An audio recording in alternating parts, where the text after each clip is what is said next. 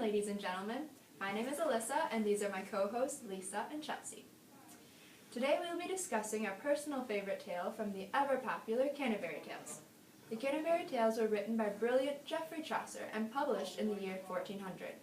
After much consideration, we have chosen The Miller's Tale, a tale that caters to every teenager's risque sense of humor.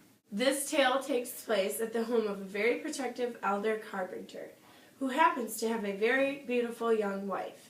This same carpenter has a clerk who studies in astronomy and has taken a liking to this young woman.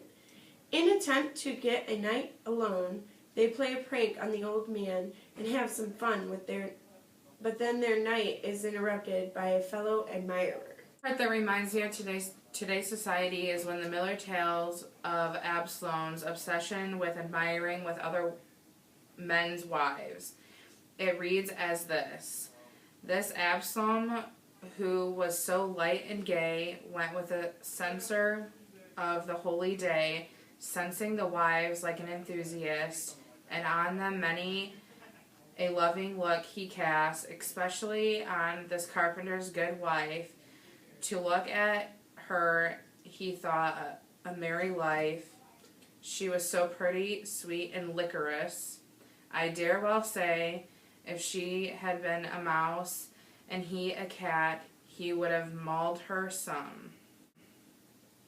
The story is related to life today because men are still scums who still check out other men's wives.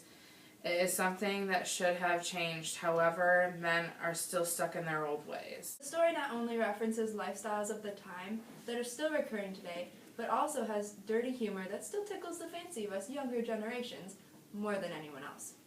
For example, the climax of the story, when through the window she put her hole, and Absalom no better felt nor worse, but with his mouth he kissed her naked arse. This tale had an important moral underneath too. Basically, you don't always get what you want. If you are not careful with your choices and actions, justice will be served. In the 14th century, the plague was occurring, so thousands of innocent people were dying. However, in this tale, the people doing the bad things didn't get too bad of punishments, proving that people don't always get what they deserve.